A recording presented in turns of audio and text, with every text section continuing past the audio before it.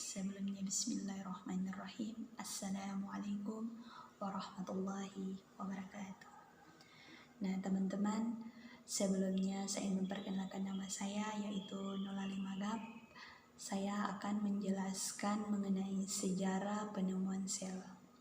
Nah teman-teman, sebelum kita masuk pada sejarah penemuan sel, saya ingin memberitahukan apa itu sel.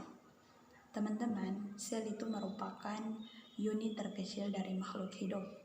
Nah, sekarang kita sudah ketahui bersama bahwa sel merupakan unit terkecil dari makhluk hidup. Sekarang kita masuk pada sejarah penemuan sel.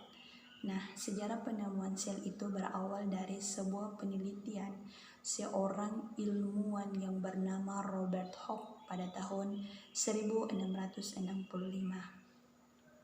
Nah teman-teman, beliau ini merupakan seorang ahli biologi berkebangsaan Belanda yang tanpa disengaja mengamati sebuah sayatan gabus batang tanaman Coryphus suber dengan menggunakan mikroskop rancangannya.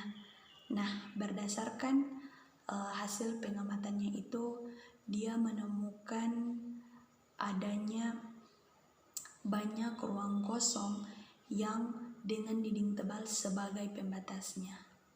Nah, ruang-ruang kosong yang ditemukan tersebut ia beri istilah atau diberi nama dengan celulai. Nah teman-teman, apa itu celulai? Celulai merupakan ruang-ruang kecil atau sekarang yang bisa kita kenal dengan sel. Nah teman-teman, sebenarnya sel yang ditemukan oleh Robert Hooke ini merupakan sel gabus yang telah mati.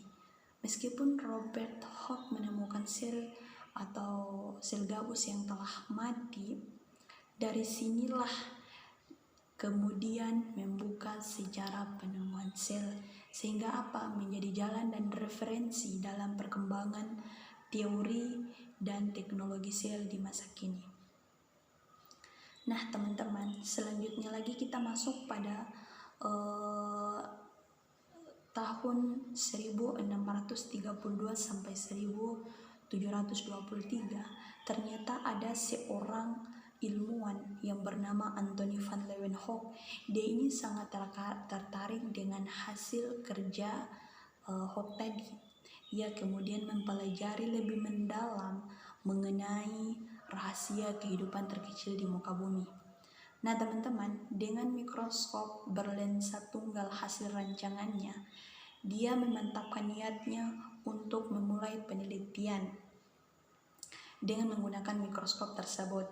Nah, dari pertamanya ia mengamati air rendaman jerami, dan dari hasil pengamatan tersebut Anthony menemukan adanya gerakan-gerakan organisme kecil yang diamati tersebut. Kemudian organisme tersebut dia beri nama bakteri.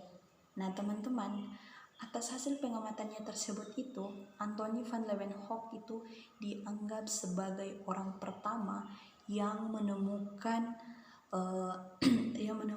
sel hidup dalam sejarah penemuan sel. Ya, mungkin itu saja yang dapat saya sampaikan. Kurang dan lebihnya saya mohon maaf, karena sesungguhnya kekurangan hanya milik pribadi saya sendiri dan kelebihan hanya milik Allah Subhanahu wa taala. Sekian dari saya. Assalamualaikum warahmatullahi wabarakatuh. Terima kasih.